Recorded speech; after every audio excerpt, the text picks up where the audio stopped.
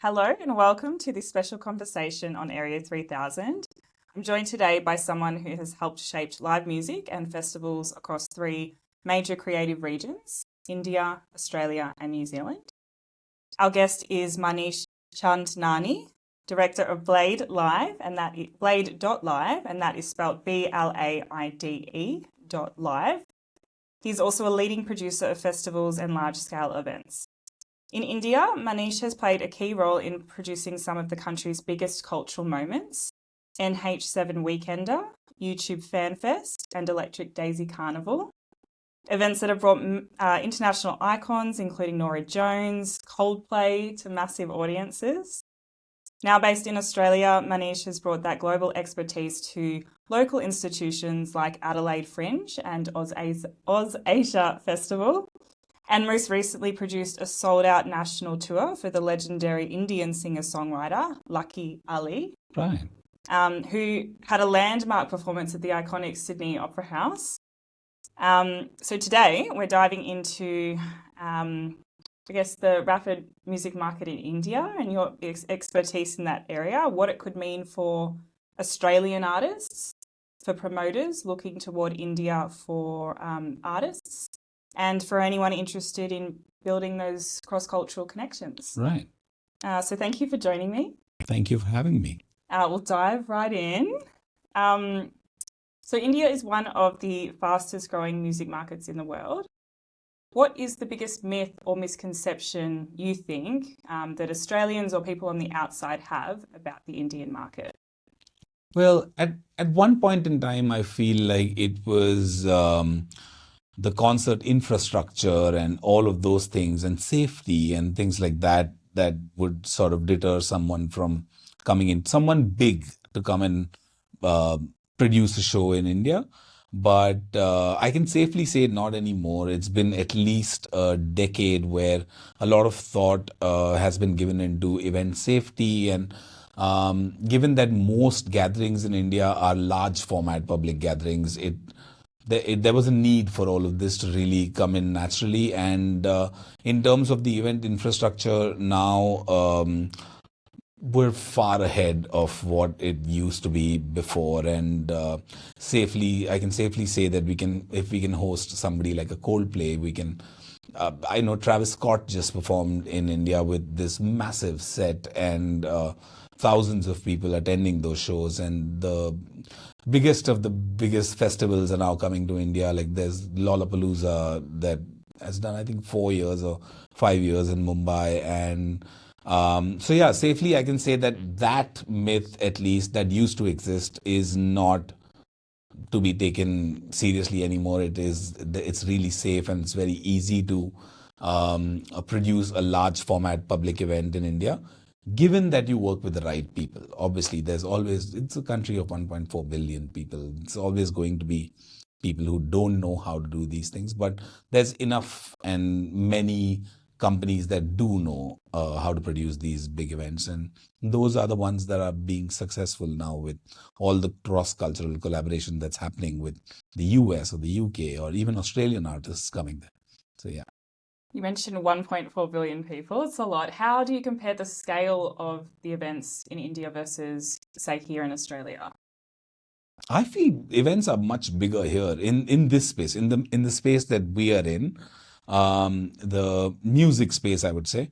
The festivals here get like hundreds of thousands of people. There is still a small number of the 1.4 billion that would listen to music that's outside of, say, Bollywood or the regional kind of stuff that happens there.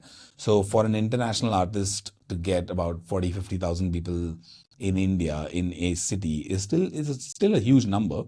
But I feel like concerts are bigger here. Name any concert that's existed in Australia for like 10 years at least. It gets 100,000, 200,000 people. Yeah, okay. Doesn't? I mean, I could be wrong. Yeah. But So do you think that's like the legacy of the brand potentially? Or like over time they've built up, a huge following to be able to have hundreds of thousands of people? Like are maybe, these concerts but still new in India that maybe?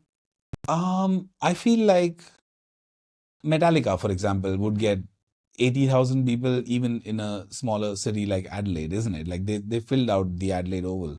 But the biggest Metallica show that happened in India was, say, about 30,000 people. But that's not because we can't host a bigger show.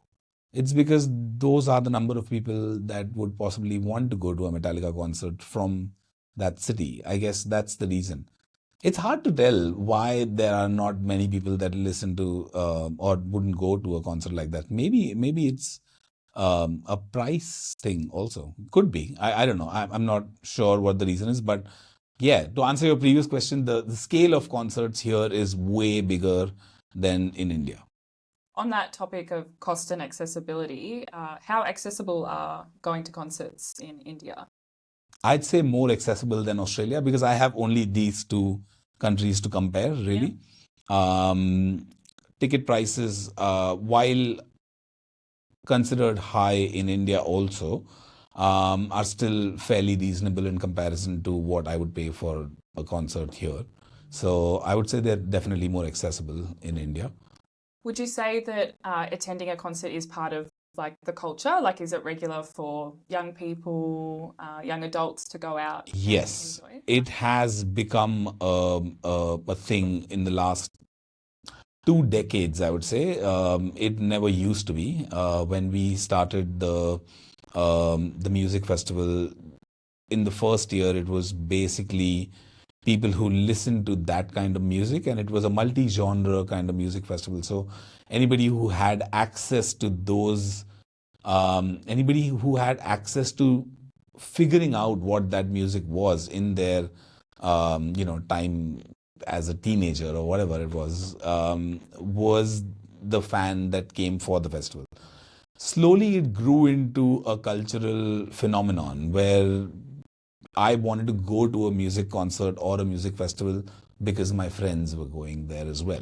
Needless to say, I knew maybe 5 out of the 50 artists that were playing, but I would still go for it because everyone else seemed to be going there. And it is, one of those places where you're kind of free or whatever. It is a place to enjoy. So it became a cultural thing amongst uni students or whatever people in their younger sort of age group, for them to go watch an artist that they were fond of, or just to go to a music festival for the experience of it, regardless of who the artist was. So it became a thing in the last 2 decades, I feel.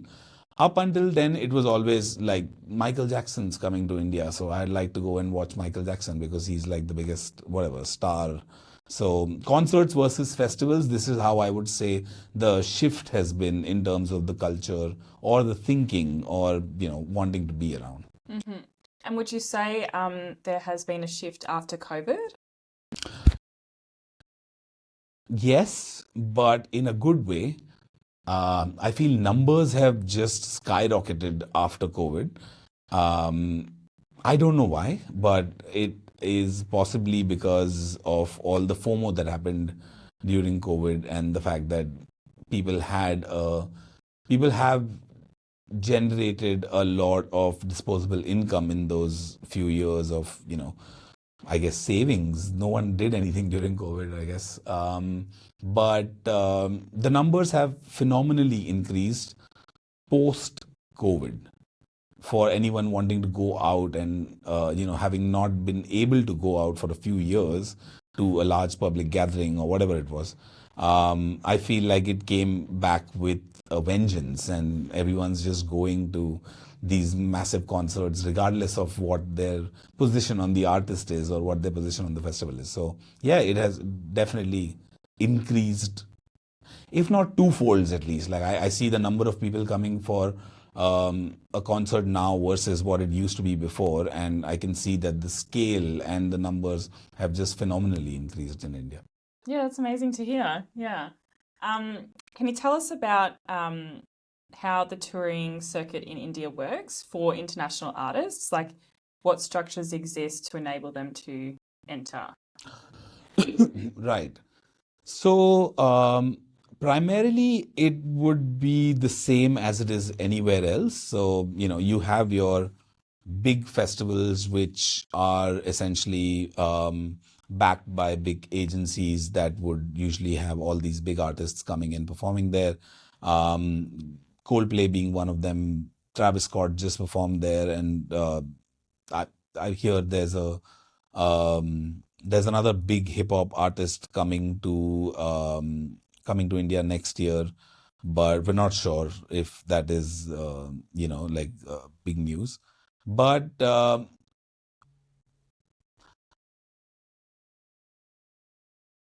sorry, what was the question Yeah, again? Yeah. that's okay. Um, what what structures exist for Yeah, international all right. artists Yeah, like sorry, I lost my train of thought by saying all these artist names. that's okay. Yeah, so one of the things is obviously all these big festivals. So the festival circuit is quite huge now, and which would look at programming international artists and bigger artists or people who have some sort of a following in India for them to come there and perform. Beyond that, for up and coming artists or for artists that are in the lower sort of following category, there's a lot of venues that program electronic music artists and um, in various genres that would also be considered as a circuit. I guess there's a few major cities where these kind of artists would come and perform. And beyond that, local artists have a much bigger circuit because they are able to reach tier 2 and tier 3 cities quite easily, where a western artist perhaps would be absolutely unknown. But in the recent years, I've seen that the circuit has grown way bigger than what it used to be, where it was just a couple of these festivals that you could play at, or a handful of these venues or performance arenas where you could perhaps book a gig and then hope for people to turn up and buy tickets or whatever. But a few promoters have come in India that have taken a punt on trying to cash in on the discoverability element of all of this, because India consumes a lot of music, Australian music for that matter. Like a lot of the Australian artists I've discovered through Triple J. You know what I mean? Like, Yes, of course. no one else would think that Triple J is something that's heard of in India, but it is by far the most popular online radio station in India, and a lot of the discoverability really happens about Australian artists from Triple J. And I could be wrong, but this is how I discovered artists. You know what I mean? Like when I was growing up. But yeah, so that is essentially the circuit. You need to know who you're working with, and you need to essentially work with the right people for you to be able to have a successful tour in India that way. That's what I would say. Yeah, a couple of things from that. The Triple J, did you mean that that is one of the most popular online radio stations in India? I want to say that. I don't know if Wow. that's a true thing or whatever, but I feel like a lot of the Australian artists that I have discovered in my, formidable years or whatever, but they were through Triple J and or through people who I knew who recommended something to us. And then this is all before, obviously, the internet was like the beast that it is right now, and we would depend a lot on LimeWire and all of those kind of things. Yeah, you know what I Yeah, mean? I do Like remember the that's where LimeWire that's days. where this really comes from. But I'm pretty sure Triple J is popular even now Oh, it in is. yeah. Yeah, absolutely. Yeah. I'm sure if you looked at numbers, it would have phenomenal numbers from India, but I don't know if you have to. Yeah, wow. No, it's fascinating to hear. Um, I also just lost my train of thought, but I had a question. Yeah, you mentioned obviously the importance of having great networks and the people supporting you. And then earlier you said that it's easy for concerts or festivals to sell out a big name or someone with a huge following.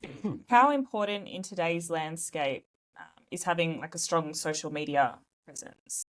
I mean, I feel like in today's day and age, that's the end all of everything, right? Like that's where everything lives. And if you don't have a big social media presence, you probably are not as popular as the other person who has a big following or whatever. So yeah, really important to have your social media presence. But I see the hidden question in that also. I feel like I know that it's difficult for artists to be on social media and still be true to their work or whatever. Um, but that's the truth. It is like a lot of people are being discovered through the Instagrams and TikToks of the world. Even though TikTok doesn't exist in India, but Instagram would probably be the place where you would look at your following, or YouTube for that matter. I'm sure YouTube in terms of music is way bigger than like your following on YouTube is way more important than your following on Instagram, I guess. Okay, I guess because you can upload the videos of you playing and Yeah, listening to or music. YouTube Yeah. music for that matter. I feel Yeah. like a lot of music is consumed through YouTube. Yeah. I don't know why, but it's the reality of it. And yeah, that's where it lives. Fantastic. Yeah, okay, YouTube's good to know. We are obviously a hugely popular channel here, but I feel like people are increasingly on Spotify Yeah. or Instagram potentially, and even and Yeah. of course we have TikTok here as well. Spotify is also huge in India, obviously. I'm pretty sure. I'm not a numbers guy, but I'm sure Spotify and Apple Music are the two major platforms where a lot of music is discovered and streamed. But I feel like if you were to look at the larger picture, YouTube would probably be bigger than both of these combined. I think so. I could be wrong, but we could fact check this. I feel like YouTube could be bigger than Apple Music and Spotify both combined in terms of listenership for music, at least. Yeah, okay. All right, well, we can fact check that later. Yeah. Australian-based artists are increasingly blending a whole range of genres, including South Asian influences. What do you think is the most effective pathway into India's music scene? Obviously, you've touched on representation, but is there a way to get in front of the right people? I mean, it's easy now, isn't it? It's easy to get in touch with other promoters. I'm a good vehicle for that. Yeah. Feel free to get in touch with me. I guess I can put you in touch with promoters in India and things like that. But in terms of collaborations, I feel like that is something that comes from the artist. I I could recommend people to collaborate with, but I don't necessarily think that's the right way to go about it. Unless there is a synergy between two artists, there won't be a decent collaboration that will exist. But yeah, I mean, to connect to promoters is easy. To connect to venues is easy now. Not as easy as it is in Australia. I might add that it's not as sorted as it is in Australia. Like for me to do a tour here, um, every aspect of the tour is so easily defined in the industry that I don't need to really look beyond my computer for anything. I don't see myself as I don't see myself going out and meeting people to be able to do a tour here. I can literally get that done on my laptop. It's really easy for me to do that because the infrastructure exists, and most venues follow a really standard way of working, which is, this is the venue hire, or you could do this, and then they have a programmer on board who would actually look at your music and decide whether this fits within the venue or no. And ultimately, that's what you need. You need somebody to be able to say, look, man, I don't think your music really works at my venue, but feel free to try others. And that's been working really well for me. Like, it's been really easy for me to get a tour organized in Australia. But having said that, a lot of this happens through other promoters and agencies in India as well. It's just that the right ones and the wrong ones also exist, like they do, I'm sure, here as well. But it's not as easy in terms of the infrastructure. It's not easy for you to just pick up the phone on a venue or just email them saying, I'd like to program this, blah, blah, blah, whatever. and the lack of venues therein. That is a bigger sort of conversation that's happening in the industry in India anyway. And a lot of people are investing in venues now that they see that the numbers have just become phenomenal and people are going out. Live music is making its way back into, popular venues or clubs or whatever it is, and everyone's happy about that. So there's more investment going into all of that. Maybe 5-6 years down the line there will be a standard way of working with every live music venue in India, but at the moment there isn't. But if you go through the right promoters, you can still find the handful of right venues in each city where you should be essentially performing. What's one of the biggest challenges you've come across through those barriers you mentioned? In India or here? Yeah. I don't think I've had challenges in India. I always had like a big team. Like I worked for a company that would run the music festivals and things like that. So we were quite connected. And even now, when I say that I worked on the Coldplay show or I worked on, any other big show or a festival, I'm working through a company that already has like an existing infrastructure or a massive team that runs their live entertainment business. And they are really the ones that are taking care of all the bureaucracy angle of hosting a big event and all of that. Whereas I focus on the production side of things. So for me, it's become way easier now. But the challenges would have been there maybe 10 years ago, where nobody understood what we were doing in that space, right? Like nobody from being called out as demonic, rock and roll bands being called out as demonic, whatever. Uh, I don't even know what it is, but people have been called out before saying, "Oh, this is all demonic music."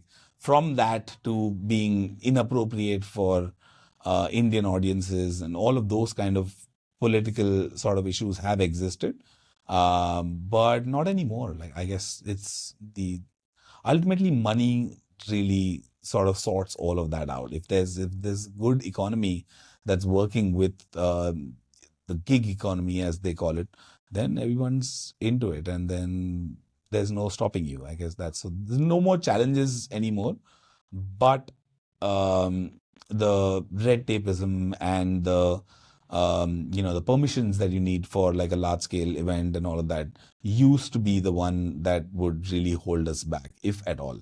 But all of that has been sorted. Like the government's done a great job in trying to get most of the places into kind of like here, like where it's like a single place where you would apply for.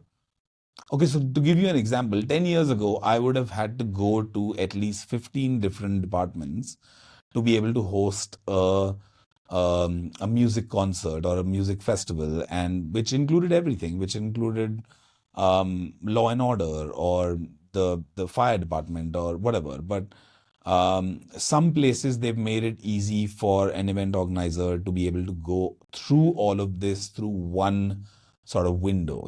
Like it's also termed as like the single window operation, where this is my event, this is what I want to do now.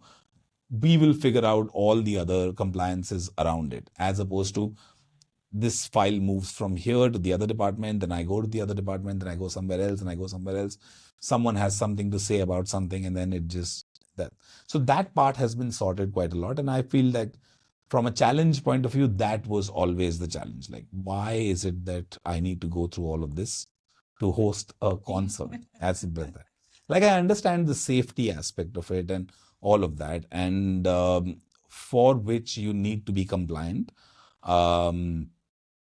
Which is the part where I think we really looked for a solution and we found it. It took some time, but I think the industry has grown leaps from lots of bureaucracy that used to exist to where it is now. And it's become fairly simple to host a big, large format public event. The challenge still is the venue. There aren't enough good venues for large format public events, I would say. Okay. Yeah. But investment is going into that. Yes. From what I've heard, heaps of investment is going into that. Great. Yeah. What about for promoters wanting to bring Indian talent into Australia? You were involved in the production of the Lucky Ali Right. concerts here in Australia. What did that mean for you professionally, and what could promoters here take away from the success of that event? I feel like there is definitely an audience that exists for the Indian artists here.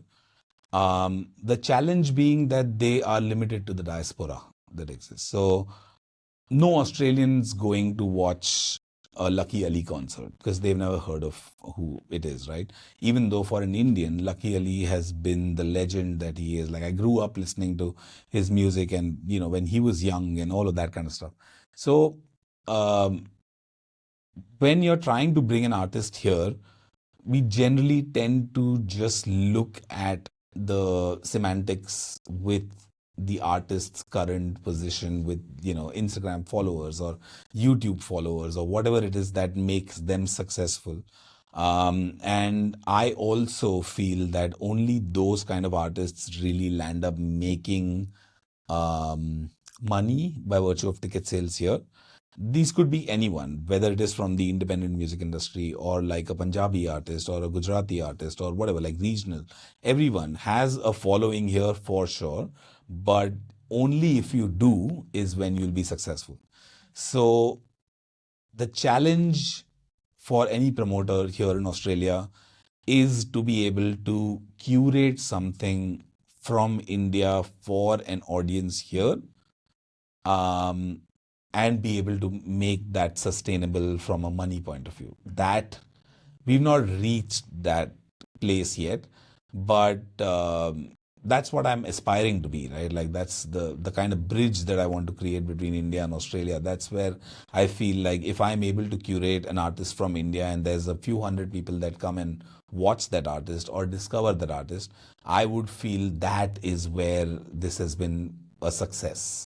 But we're not there yet. I can assure you that. How can promoters here and other people actively help to bridge those gaps, do you think? Just by doing more shows, I guess. Um, there's an amazing there's a big gap that's there for collaboration with Australia and India. There's a lot that happens already, so I just want to say that there's a big gap only because there's so many of us. So there is always going to be that big gap. And I feel like a lot of Indian listeners, like they love Australian music. So Emil and the Sniffers, for example, played the Yes. festival last year in Bangalore, and they were a big hit. And I had heard of Emil and the Sniffers only after I moved to Australia. I never heard of them before. My brother-in-law told me that, oh, there's a great band here, you should totally listen to them, and it's literally like that. And then the next thing I know is they've been programmed to the festival in India, which I'm producing. So it's there's acceptance of all of that kind of music in India. I can guarantee that there's acceptance of Indian music here amongst the Australian people. And I've seen that firsthand in places like Adelaide, because Adelaide, in my opinion, has like the most evolved music crowd in Australia. I mean, I know Melbourne's much bigger and Sydney is like the big daddy and all of that kind of stuff. But the kind of music listeners in Adelaide are the Home Adelaide kind of music listeners, where the the discoverability element in that kind of a person to be able to go to a Home Adelaide having heard of maybe 5 out of the 70, 80 artists that land up coming there is they're more accepting of it. So I feel like that is a great into the Australian sort of music scene or whatever you want to call it. For music festivals to be able to program more and more. Unfortunately, the remainder of this chat with Manish was cut off due to a technical issue. So, firstly, sorry to Manish, but also thank you for your time and being so generous with your time and sharing so much information with me. It's clear that you have so much knowledge about the Indian music market and Australia as well. My key takeaways from this conversation were that India's music market is rapidly growing and evolving. Major festivals developing a presence in India, and it's clear that there is work to be done to bridge the gaps between India and Australia. Australia can do more to bring Indian artists here, especially given all of the Indian population that we have here in Australia. Other key points, social media presence is clearly crucial for artists' success, both here and abroad. YouTube is a significant platform for music consumption in India. There are plenty of cross-cultural collaboration opportunities for artists, whether that be on the South Asia side or in Australia, and Australian artists and promoters really should be tapping into India's diverse audiences. And there's so much more work to be done to bridge the gap between Australia and India.